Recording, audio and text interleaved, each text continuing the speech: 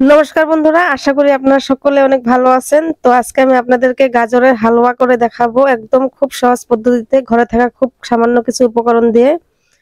তো প্রথমে আমি ভেবেছিলাম গাজরের হালুয়া খেতে ভালো লাগে না, কিন্তু একবার আমি বাড়িতে বানিয়ে খেয়ে দেখলাম এত টেস্ট হয়েছিল, তাই আপনাদের সাথে শেয়ার করতে নিয়ে আসলাম। তো আমি কিভাবে বানাই, প্লিজ আপনারা সম্পূর্ণ ভিডিওটা দেখতে থাকুন।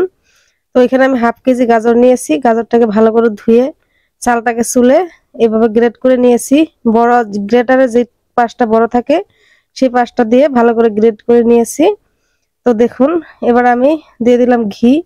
ঘির মধ্যে অল্প কাজু বাদাম নিয়েছি, সেটাকে ভেজে নেব। তো কাজু বাদামটাকে দিয়ে হালকা নেড়ে ছেড়ে তারপরে তুলে নেব। খুব বেশি লাল লাল করে ভাজবো না, তাহলে খেতে ভালো লাগবে না।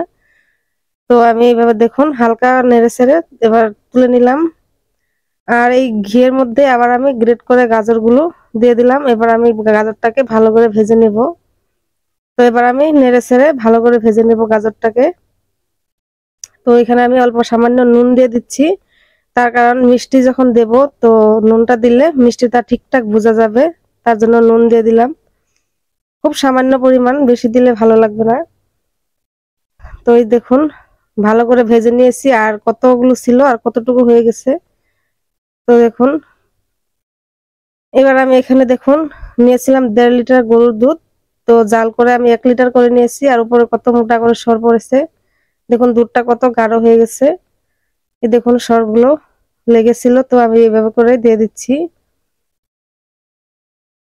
দুধের পরিমাণটা বেশি হলে খেতে ভালো লাগে বেশি। তো এবার আমি নেড়ে চেড়ে দুধটাকে আরো ফুটিয়ে নেব।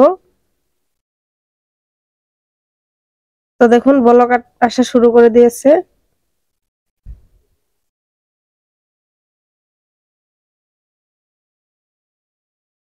তো ভালোভাবে নেড়ে দিচ্ছি, চারপাশটা দুধগুলো লেগেছিল। তো এবার আমি এখানে দেখুন এলাচ দিয়ে দিচ্ছি, দুধটাও ফেটিয়ে, তাতে দারুণ একটা গন্ধ বেরোয়। আর এদিকে কিশমিশ দিয়ে দিলাম, অল্প কিশমিশ ধুয়ে তারপরে দিয়ে দিলাম। আর এখানে আমি চিনি দিয়ে দিচ্ছি। তো দেখুন প্রায় রেডি হতে চলেছে, আর অল্প কিছুক্ষণ করে নিলে হয়ে যাবে। আর এদিকে দেখুন আমি একটা আরো টেস্ট বাড়ানোর জন্য এখানে আমি 5 টাকা দামের একটা আমুল দিয়ে দিলাম, সাথে উপর থেকে অল্প ঘি ছড়িয়ে দিয়ে দিলাম। তো এবার আমি ভালো করে আর একটু ঘন করে নেব।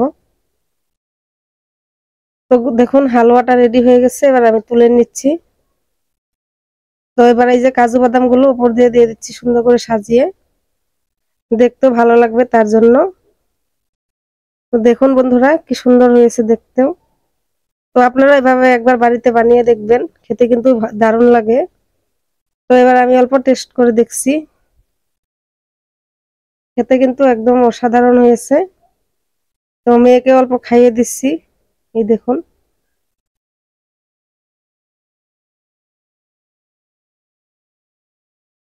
তো বন্ধুরা খেতে অনেক দারুণ হয়েছে। তো আজকে এখানে রাখছি, দেখা